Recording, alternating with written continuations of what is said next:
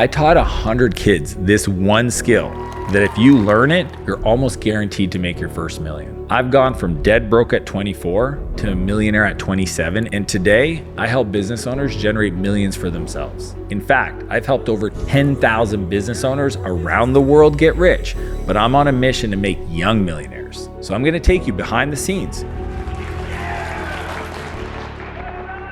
and show you how to make millions, even if you're starting from nothing. Now, this one skill will make you a millionaire, but there's also 3 other skills that if you stack them, it's a guarantee. The first skill is sales and persuasion. A business is started the moment you sell something to a stranger. Not before, not getting ready, not registering your incorporation, not setting up your Stripe account, not getting the website ready, not setting up your Instagram. The moment a stranger buys from you, the business is started. Now, there's only 3 S's of selling that if you understand, you're able to get somebody to part with their money, which is wild and awesome the first time you do it. The first point is that the first sale starts with yourself. You ever talk to somebody and they're saying all the right things, but you know damn well they don't believe in themselves?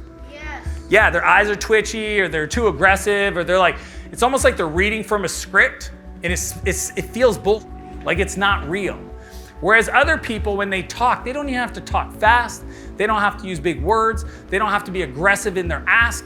They just talk with a level of confidence and certainty, and you go, oh, that person believes in what they're talking about. Does that make sense? Say yes. Yes. See, when I'm talking to somebody about what they sell and I look them in the eyes, it's not do I believe you, it's do I believe you believe in what you're saying. I can tell, and if I feel you haven't sold yourself, I'm not buying.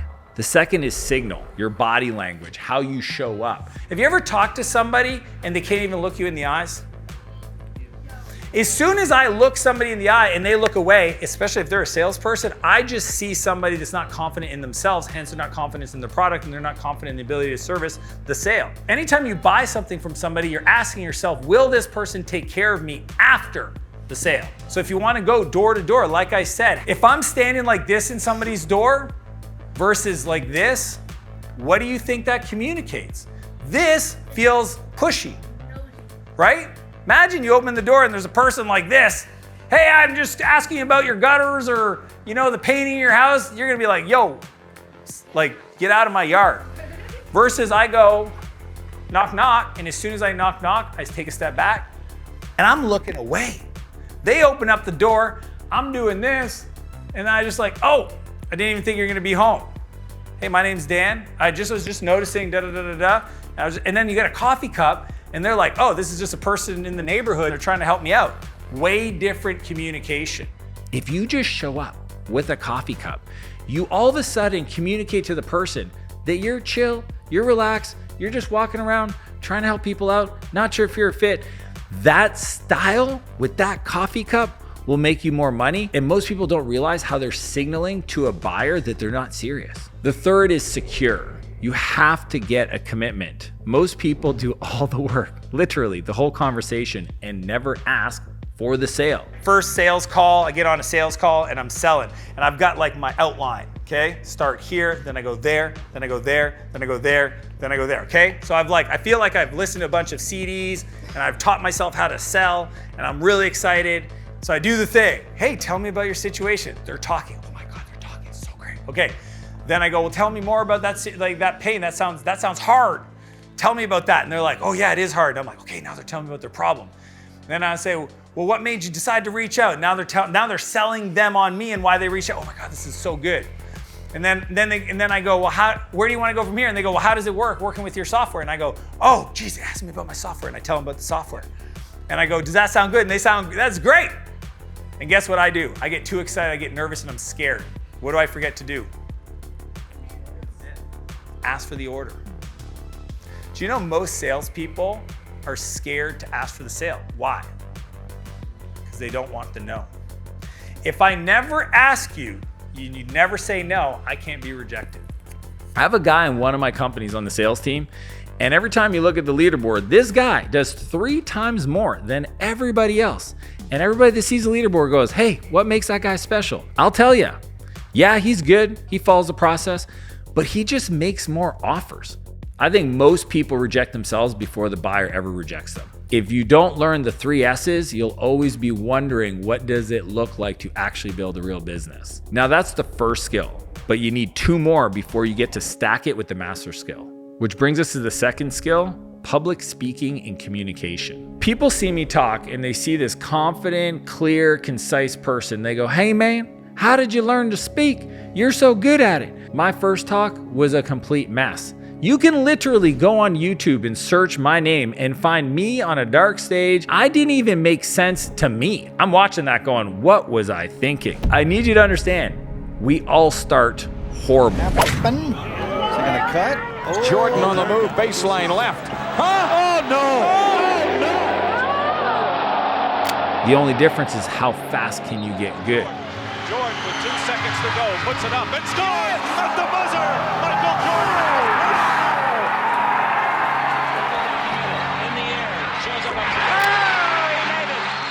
Your ability to communicate clearly and concisely will open more doors than your degree ever will. When I'm teaching my friends on how to communicate and speak, these are 3 steps that I teach every time so they speak like a pro. The first one is you got to embrace the nerves. I will tell you, before I shoot videos, I shoot reels, I go on stage, I literally get nervous. Why? Because I care. I always go, hey Dan, just serve, man. Just like be here, be with the people. Here's the kicker though. Don't make it about you, make it about the audience. All the hard work's done. You know, you got invited to speak. You're on the stage. Maybe you got paid. Let's just deliver. And when you embrace those nerves and make it about the audience and not about yourself, all of a sudden that energy is felt by people. The second area is know your shit. I can't tell you the amount of times I see people nervous, stumbling, turn red, freaking out. Why? They're talking about stuff they've never done. And you don't have to be further along. It's not like you can't teach a millionaire how to improve their marketing if you're not a millionaire. But there needs to be something you've done within that area of marketing that is impressive and that will teach that person. Ideally, it comes on the back end of volume, 10,000 hours type of stuff. There's reps required. Can you imagine somebody saying, I didn't make the NBA and I only shot like 10 free throws a month?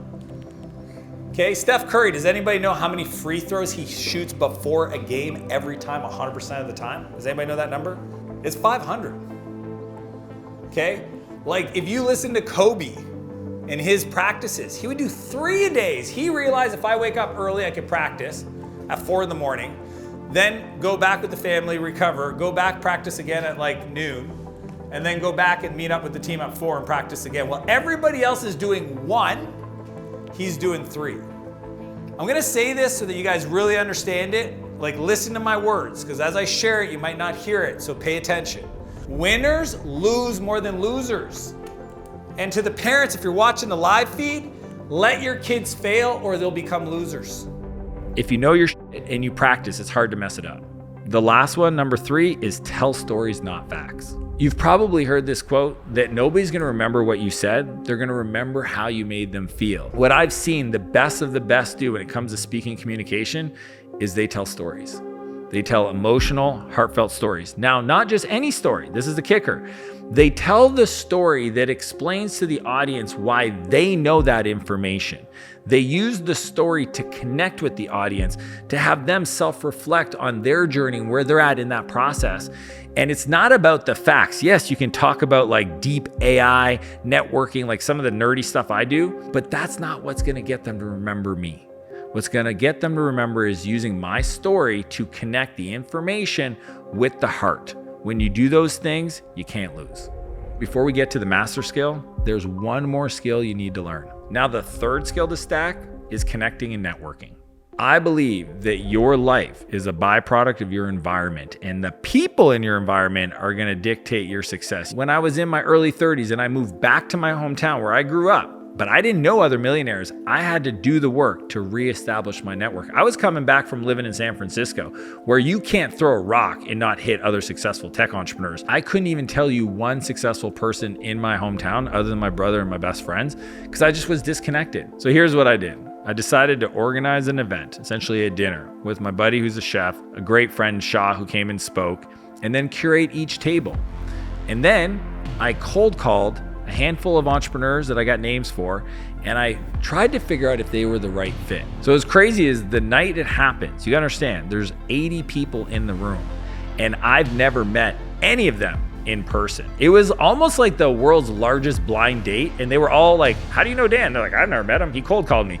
It was wild, but I will tell you, that night, that event, having moved back from San Francisco, not knowing anybody, established my relationships in that city. And those people went on to be people I invest in their businesses with, I partnered with in business, I did play dates with my kids, or traveled the world with. And it's available to everybody, no matter how small your town is. If you're the smartest person in the room, you're in the wrong room. So when young people ask me how to upgrade your network, this is exactly what I tell them. First off, think of events. Why are events so powerful? Well, one, you have a reason to reach out to these really successful people and bring them into your world. When my buddy Marcel called me up one day, and he's like, hey man, I want to get to know more people. I said, run an event. He's like, but I don't know anybody. I said, that's the whole point. You have a platform you create, which is a stage. You invite them to speak on it, which gives them a reason to show up. You're the one that coordinates the conversation with that person so you get to know them. Then you use that person speaking to go recruit people to come listen, which is a wildly productive strategy. See, when I moved to San Francisco and I was asking myself, who is the person that knows all the people I want to meet? It occurred to me that the event organizers, they were the center of the hub. They knew all the speakers, they knew all the people, and they weren't being harassed every day by people on social media because they have big audiences. Most of these organizers didn't have a lot of people who even knew who they were. So that's who I built relationships with. The second is hyper-personalized email. Now, this one requires work because you can't cold email somebody and expect them to reply if they don't think you've done a little bit of work to get to know who they are. The amount of people that send me Mr. Martel, Dan Martel, comma, like literally cold email templates gone wrong. When my buddy Chris messaged me years ago and not only referenced something he saw on my stories on Facebook, but he also mentioned a recent video I just uploaded on YouTube.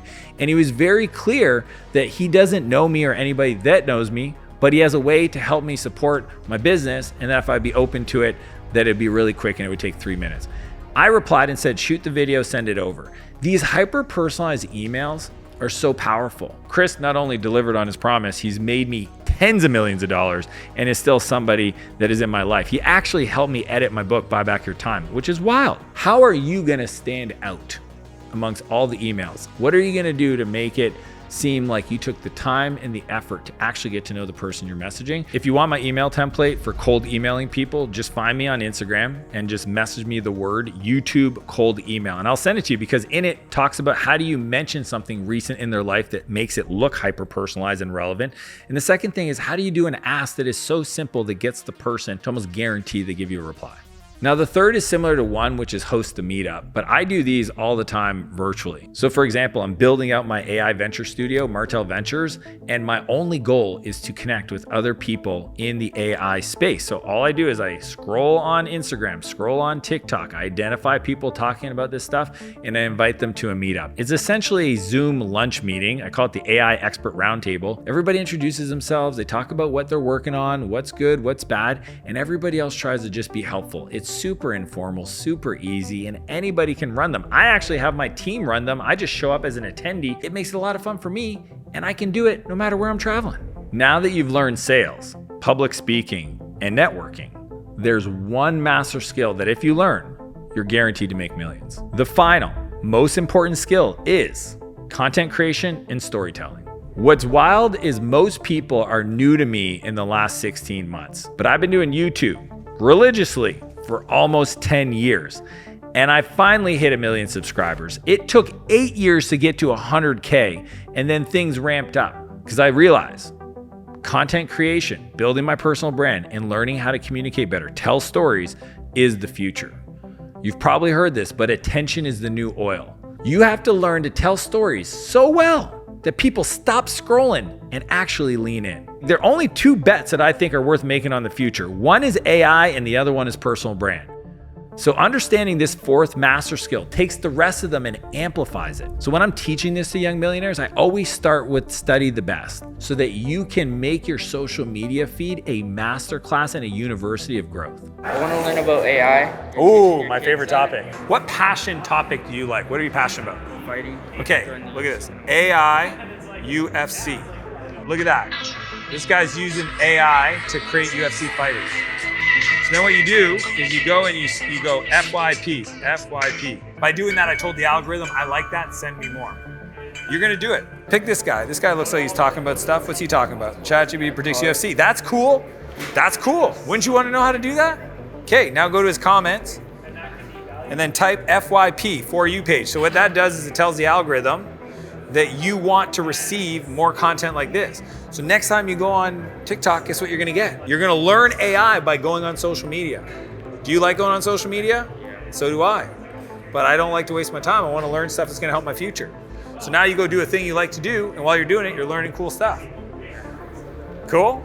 Awesome question. The second is you gotta create daily.